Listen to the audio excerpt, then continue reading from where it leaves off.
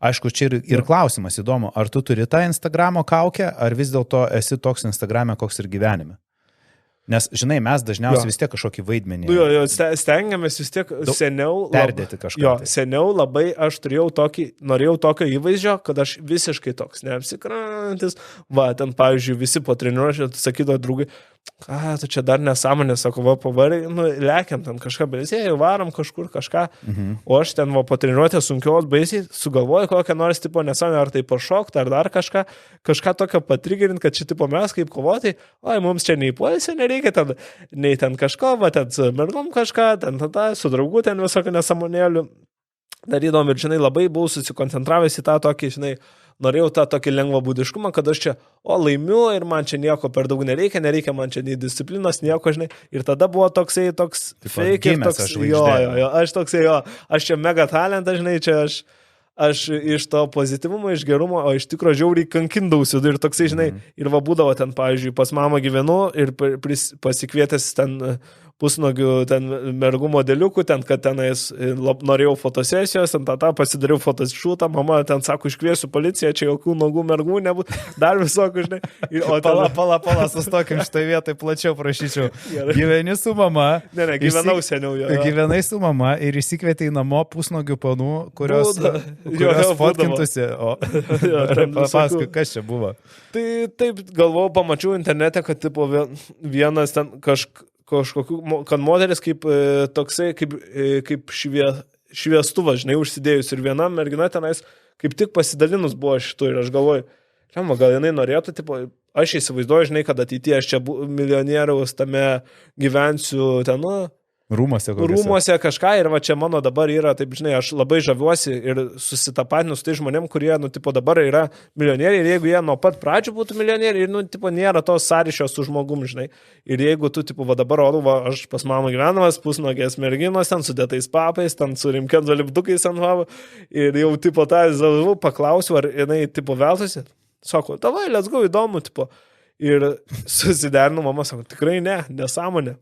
Ir taip gavosi. Tai mama neleido, bet... Ne, bet aš galvoju, tipo, kitiem bus įdomiau kaip motivacija, čia tipo nuo tokio, čia buvo kaip starting tas pointas, žinai, bet va ten po to tokie visokie, žinai, buvo ten ir pykčiai su ten mama, su viskuo, sako, tu čia sielą pardavęs, toks anoks. Tai palauk, tu dar grįžtam prie tų papų ir tų lipdukų. Tai pasako, kaip ten su tais papais ir lipdukais. Mama namie atvaro panos... Ne, mama dar nebūna, bet sako, iškvies, grįžta, broliai į mokyklą kitą dieną ir ten buvo nesąmonė. Kiek jūs ten žmonių buvo namie? Tai fotografas, jinai, aš ir bratkis su draugu kitam kambarį ir mama sako, nežinai, ir tokius nervuodavau, ir tokių visokių nesąmonių pilna, žinai, bet susigalvodavau ir tada, žinai, jau tie followeriai kyla, ten žmonės šneka, komentuoja, pats vidui, jėga, ten tipo, visiems patinka, kuriem patinka. Jo, kuriem patinka, kaip kuriem nepatinka, čia apie mane galvoja, tu žiūri, po to po kurio laiko krenta peržiūrėti, reikia dar kokią nors nesąmonę, ten tada su striptizo klubu ten pakolebinau, ten jis leidžia filmuoti, ten nesąmonės visokias ten.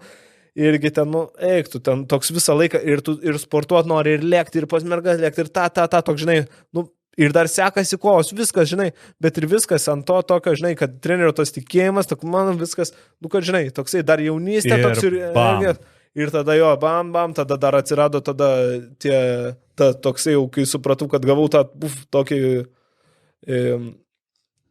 šansą pasirodyti aukščiausiam lygiai, žinai. Ir tada jau, tipo, visiškai mane sustabdė ir jau, nes jau aš supratau, arba galiu ten, mane gali ten užmušti, aš jau nebegaliu taip liek, žinai.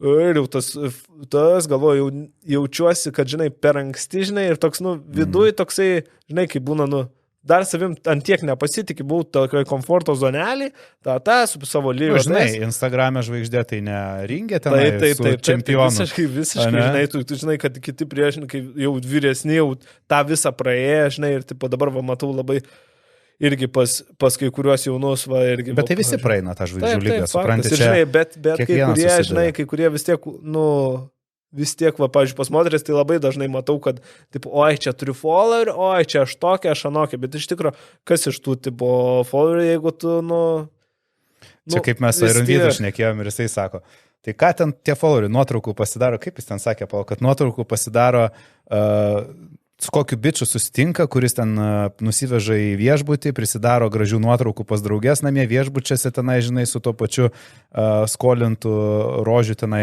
rožių puokštę. Jo, pinkas. Prisidaro nuotraukų, žinai, iš tikrųjų gyvena ten kokiam pas mamą bute ir, žinai, nieks nežino. Tai prisiperka dar folderį, bet tai čia, ir tas toks susireikšmės, tipo, bet yra ir labai gerų, žinai, kūrėjų, tai čia... Faktas, kur padeda žmonėm, kur įkvėpia, kur kažką kuria, kur muzika kuria. Bet nesakyk, skandalai veikia. 100%, tai aišku. O kaip dabar, pavyzdžiui, kai tu jau nebedarai skandalų, va dabar nusiraminęs, dabar toksai savo režime, viskas, kaip tavo Instagramas, apsistoja? Jaučiasi tas sustojimas? Jaučiasi, kad toksai, dabar to lygiai taip ir aš labai džiaugiuosi, kad, tokie atsisijojo, žinai, per tos pralaimėjimus, per viską, dar net daugiau gavau palaikymą, mane labai gąsdindavo tenais ir praeitoj organizacijų, kur kovodavau, tu čia tu pralaimėsi, tu niekam neįdomus būsi, dar ten kiti treneriai irgi, tu ten, kas iš to, va čia, kad tu tipo lėky, bet sako, tu čia niekam nebūsi įdomus, pralaimėsi, toks anoks, čia tu tik klaunas liks ir taip toliau. O dabar sako, ko laimi, tai gali klaunauti ir nesąmonės daryti. Aš ir tiek kartų man tai tvirtino į galvą ir aš iš tikro taip apsigydžiu. Ir mano, pavyzdžiui, buvo idol, žinai, ten tas princas Nasimas, įsivaizduok, jis toks viską ir aš juo žiauriai žavėdavausi, arba Floydas irgi niekada nepralaimėjo, žinai, ir kai tu, pavyzdžiui, pralaimėjau pirmą kartą ir matau, kad mano tas pralaimėjo, tas princas Nasimas ten įskrisdavo į ringą, ten viską, žinai, ir jis pralaimėjo, ir jis pradėjo irgi tas jam emocinis valgymas ir jį tai sulaužė visiškai. Už 5-7 kovojo, dabar 100 šiam kokius sveria, 100 tram ir, tipo, viskas ir metė sportus. Toks didelis burbulas dabar.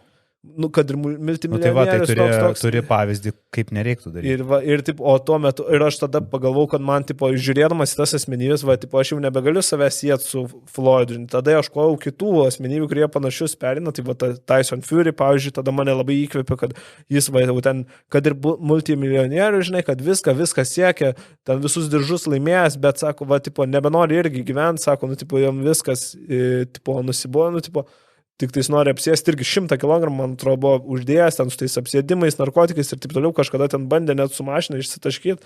Ir su tokiu tada papasakojo ten, kad jisai per tikėjimą, per viską bandė išlipti iš to ir visokių asmenybių, Goginsas ir ieškai, tokio bandai užkipti. Bet tu pažiūrėk, kiek tu sakai, visur nepiniguos esmė, ką? Tu matai ir tu sakai, tas turtingas, tas ten laimėjęs, ten tą, bet kai savęs neatrandi, su savim nesusitari viduje. Tai aš, pavyzdžiui, irgi, pavyzdžiui, buvau Vakyvonė, didžiausia, tipo, honoraras kosminis, ten apie 8,000 gaunu už kovą, žinai. Turiu toliau kovų, bet aš nesidžiaugiu ir aš nesimėgau į to proceso, aš bijau, kad mane ten kai mano tos, aš 5 žvaigždučių viešbutį tenais gyvenu, paspaudį tą, tipo, lemputės, kokios tik nori, užsidega. Ten, pavyzdžiui, pavyzdžiui, aš į Singapūrą atvažiavau, ten kovoti, ten kažkur 20 žmonių stafo, įsivaizduok, ten vienas atsakingas, kad aš į tualetą nueičiau, kitas atsakingas, kad mane lygiai pusryčių paldėtų, kitas COVID testą, žinai, ir tu toks, ir tenais tos lovos, tai iš viso kosminės, viskas nerealu, per langą vaizdus. Tau kaip jaunam tai iš viso atrodo. Tai jo, man tai iš vis nežmoniška, kai aš ten pas mamą gyvenau, ten nežinau kiek, po to pas kambariokės ten už 7-5 į mėnesį, žinai, ten tipo, ir į tokį lygiai, taip viską ten tave jau ten, nežinau, garbina tiesiog jo. Ir taip bet vis tiek net nesidžiaugiau tuo tokiu ir po to buvau išlėkęs į Tailandą, žinai, ir pagrindiniai mano to buvo nuo to emocinio valgymo gydyti, žinai, nes tipo visiškai mane laužydavo, nes negalėjau nieko siekti ir nieko nenorėjau, tik apsės, žinai. Ir tada tai Tailandė pagyvenau ir vienam ir kitam ir filmavau ten su Mikaičiu ir galvau, ten tipo pavyks man, bet iš tikro dar baisiau, nes ten ant kiekvieno kampo įsivaizduok, galvau, nebus bent jau skanus maistas, ant kiekvieno kampo, vien saldumynai. Bėgi, šitas buvo, sunkus. Bet dabar jau viskas susitvarkęs. Dabar jau ačiū Dievui, tipo dar būna kartais, vieną kartą per savaitę būna nusiravimas, bet jau aš, tu žmogus. Sugebu save susirinkti, žinai, nes čia, pavyzdžiui, kaip ir būna, manau, kad alkoholikai, kai būna, ne, jeigu vat, išgeria ir po to daugiadienės prasideda. Tai čia taip būdavo, tu nusiveri ir tada jau žinai, nes, pavyzdžiui, jeigu, pavyzdžiui, tau būna, kad tu apsijėdi vieną dieną ir užšokia ant svarstyklių, ten užšoka 4 kilai kokie. Būdavo. Tai va, tas tada psichologiškai ir tada kerti ir tada toks...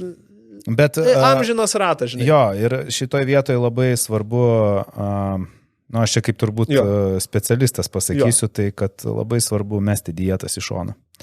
Nes visi tie ribojimai, skaičiavimai ir taip toliau, jie pradeda tau, tiesiog knistis smegenis, nes tu susikoncentruoji tik tai į kalorijas, tik tai į geras, blogas maistas, sveikas, nesveikas.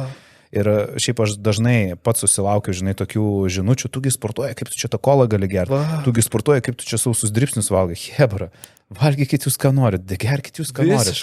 Esmė, tai kad jūs bendrai ar gerai valgot. Jeigu jūs gerai valgot visą dieną ir kad jūs išgersite tenai ar vyno taurę, ar tenai Cola Zero, ar suvalgysit ledų, ar cukraus, koks skirtumas, mėgaukitės. Esmė, koks tas kiekis per visą savaitę, per mėnesį. Jeigu jisai persveria gero maisto, to kokybiško maisto kiekį, tada faktas, kad bus blogai. Bet jeigu tu valgai visumoje kokybišką maistą ir tu užsimanėjai ledų, tai geriau tu jau suvalgyk tuos ledus, negu tu save ribotum ir po to psichologiškai kentėtum. Nes kas bus, tu save grauši iš vidaus ir va tada ir mažėja pasitikėjimas, nes tu galvoji, blemba, tai ką aš ledų nevertas. Taip.